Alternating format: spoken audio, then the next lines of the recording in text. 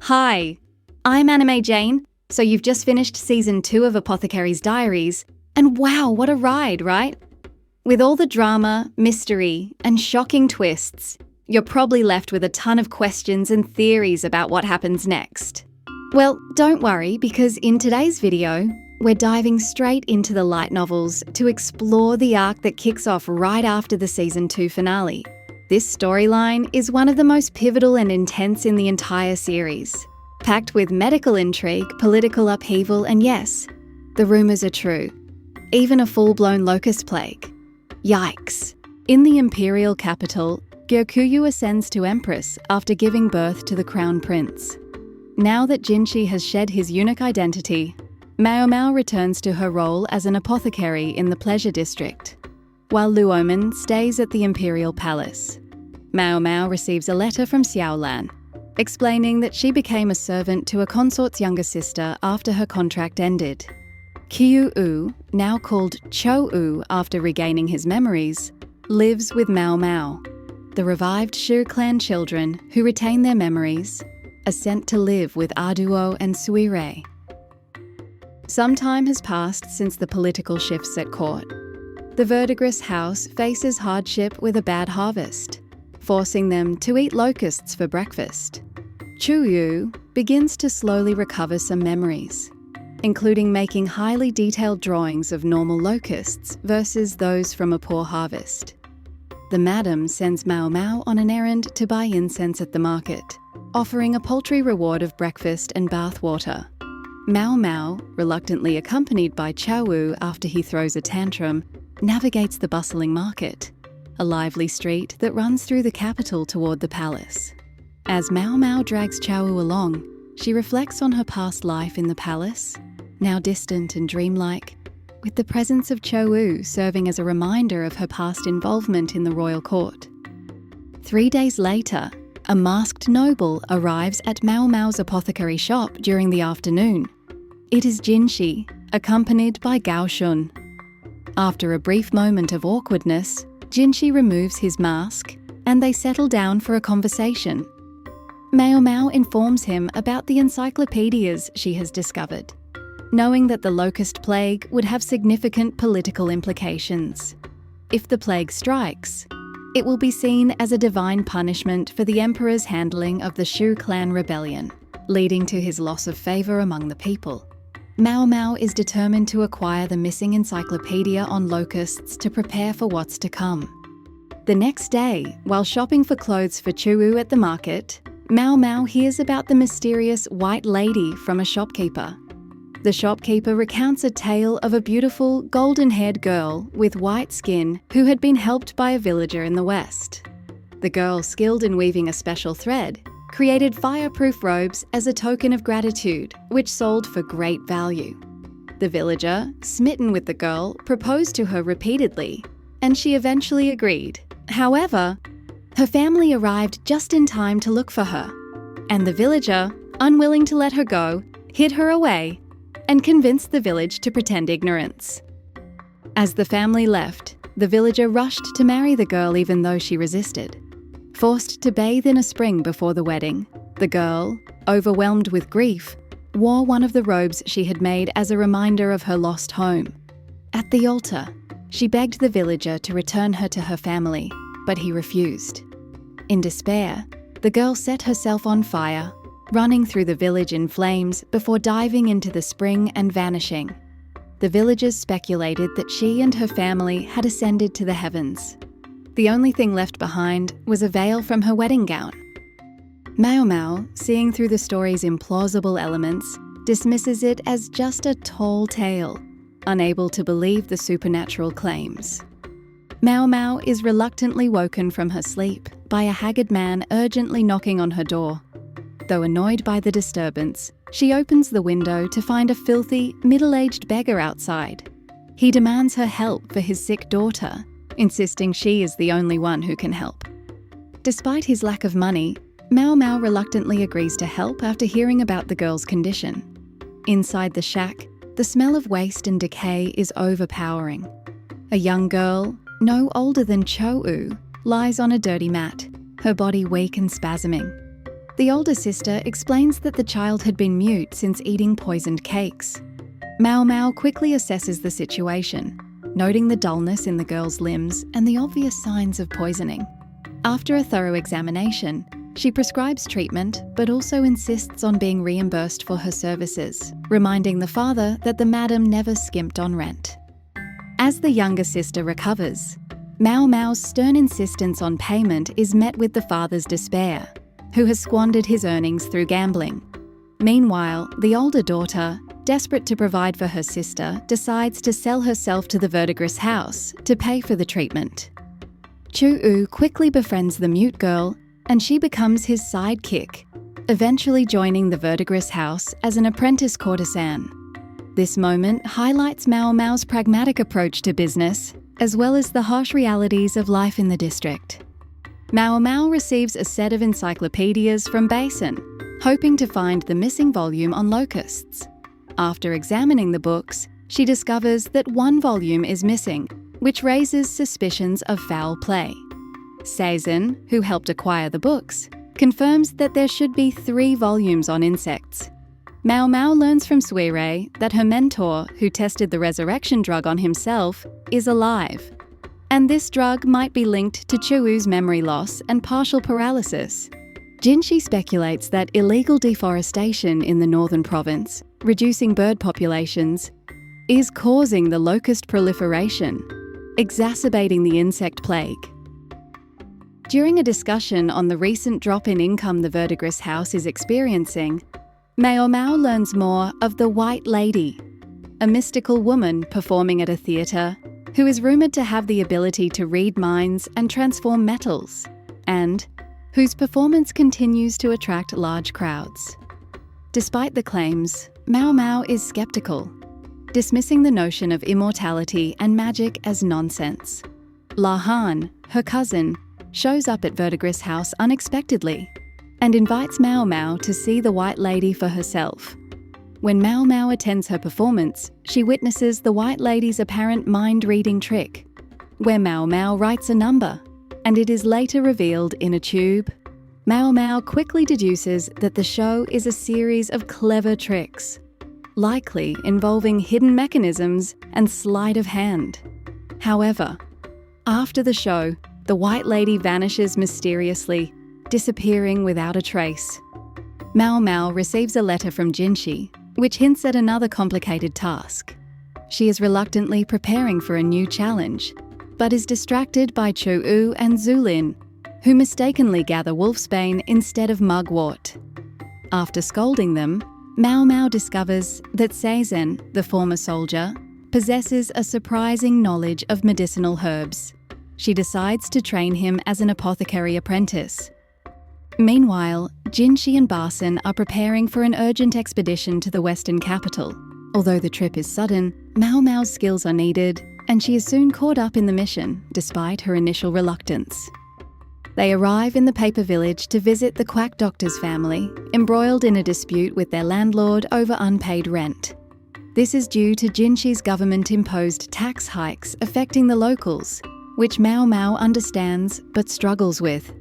Gwen, the quack, despite his claims of being a renowned physician, can't help his family through his royal connections because of the dangers of meddling in imperial affairs.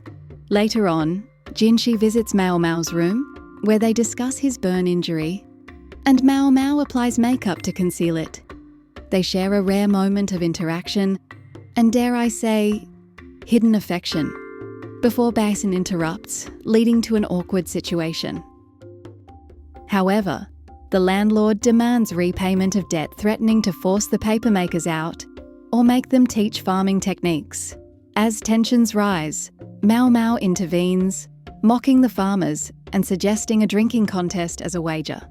When the landlord challenges her, she ups the ante, claiming her worth at 300 silver, a mockery that riles up the farmers.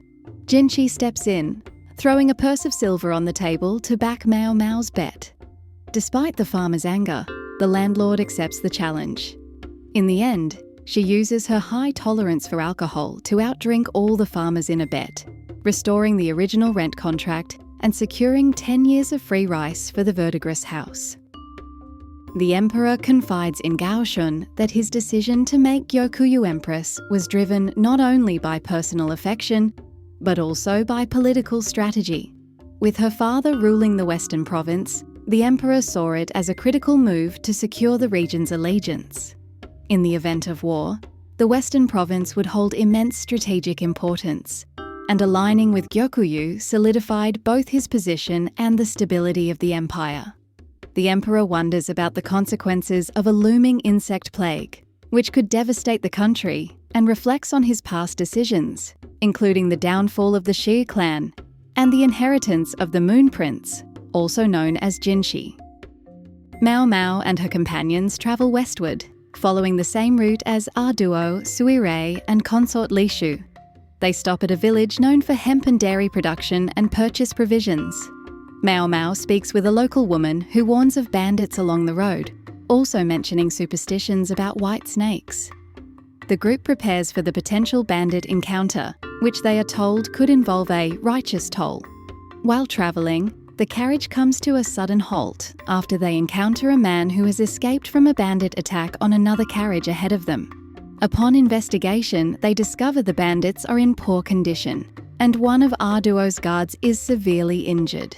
Arduo explains that the bandits had planned to sell a woman. Maomao and Suirei assist with treating the injuries. Maomao is surprised to find the opium, which was given to them by the guide, to be effective for pain relief. The guide reveals he received it from a travelling merchant with a caravan of entertainers. He also recalls seeing a girl with white hair, who seemed to be treated as a goddess by the entertainers, a detail that catches Maomao's attention. Meanwhile, the bandits are discovered to be opium addicts, complicating matters further. They reach the western capital, a chaotic and bustling city built around an oasis. The group settles in a lavish mansion owned by Yu Gyokuen, a noble who warmly welcomes them, clearly familiar with Jinshi. While they settle in, Maomao is given an opulent room, which she finds excessively luxurious for her station. Maomao becomes increasingly curious about consort Lishu, who is quiet and withdrawn, rarely interacting with the others. Lishu's father, Uryu, had married another woman after Lishu's mother died, and the consort's strained relationship with him becomes apparent. Maomao starts to wonder if Lishu could secretly be the emperor's daughter, which would complicate matters even more. This theory is sparked when Lishu's older half-sister appears and openly argues with her, even slapping her. In a private conversation with Basin, Maomao learns that he is concerned about Lishu being considered for marriage to Jinshi. Basin seems conflicted, perhaps out of a protective instinct for Jinshi or his own feelings. Maomao suggests that Basin should take the opportunity to get closer to Lishu to assess her better. Meanwhile, during a dinner with Arduo and Lishu, Maomao keeps an eye on Lishu's food for possible poisoning, knowing that someone might want to harm her. Maomao is summoned by Lahan, who presents her with a pair of wanted posters, one featuring a woman with distinctive features: red eyes, white hair, and pale skin, which Maomao instantly associates with the White Lady. Lahan also reveals that a man connected to the merchant Xiao, involved with the White Lady, was recently discovered posing as a porter. This connection raises concerns about opium trafficking and possible ties to dangerous groups from Xiao. Lahan asks Maomao to attend a banquet, hoping she'll investigate further, especially regarding any poisons the merchants may be dealing with. At the banquet, Maomao is treated as an honoured guest and recognised member of the La clan. Though the atmosphere is unusual, with men and women dining together, she interacts with Rikuson, who proves surprisingly considerate and wears a silver hair stick that draws attention. During the meal, Maomao observes Uryu, Lishu's father, who displays a temper when a serving woman accidentally breaks a dish. She encounters consort Lishu's half-sister, who makes a condescending remark and expresses interest in Maomao's hair stick. Afterward, Maomao seeks solace in the garden, where she discovers a strange, wax-covered plant. Suirei, an apothecary like Maomao, warns her about the plant's thorns. The two bond over their shared interest in unusual plants. The atmosphere shifts as a lion is brought in for entertainment. Lishu, paralyzed with fear at the sight of the beast, is unable to move, while Maomao observes the situation with a clinical detachment. The lion breaks free from its cage, causing panic. The lion goes for consort Lishu, and Barson, in an attempt to protect her, uses an iron bar. In the chaos, Barson accidentally scratches Uryu's face with the bar while trying to fend off the lion. Uryu reacts with exaggerated distress, while Lishu, still paralyzed with fear, remains unmoving. The lion's rampage ends when it is subdued and recaged, but the incident leaves a tense atmosphere, with Uryu's scratch becoming a point of contention as his daughter dramatically protests the injury. Maomao, ever sharp-eyed, notices a curious pattern in the family. Lishu, her half-sister, and Uryu share the unusual trait of missing a front tooth. Through a casual inspection, Maomao deduces a possible familial connection, subtly calling out Uryu for neglecting Lishu. Maomao finds herself outside, cold and shivering. She has escaped the turmoil, pondering the lion's behaviour, which seemed to target consort Lishu specifically. She suspects that the consort's pungent perfume, which was dropped on her earlier at dinner, may have drawn the lion's attention. While contemplating the situation, Maomao is joined by Jinshi, who has also distanced himself from his duties. Their conversation touches on the lion's broken nose and Jinshi's complex feelings about his own appearance, especially his scar. He reveals that his beauty has been a point of both admiration and self-doubt for him. The discussion turns to the political nature of the trip, with Jinshi acknowledging the pressure to choose a bride, one who could strengthen alliances and influence the future of the nation. Maomao expresses indifference, but Jinshi hints that she may be one of the potential candidates for his choice, despite her reluctance. As their conversation deepens, Jinshi grabs Maomao's wrist and pulls her into him intimately. Maomao, although uncomfortable, recalls techniques from her sister Pyrin. Then, in a quietly assertive act of seduction, she responds with, and I quote, "The most refined techniques of the pleasure quarter. Make of it what you will." Meanwhile, our duo reflects on her complex past. She reminisces about her failed motherhood and the painful loss of a child she had switched with another, a decision that ultimately led to the death of the child she raised. She remains aware of the political games being played, especially the ongoing struggles surrounding who will control the nation's future. She resolves to observe Yue's choices, knowing the consequences will be significant. Well, that's all for today, folks.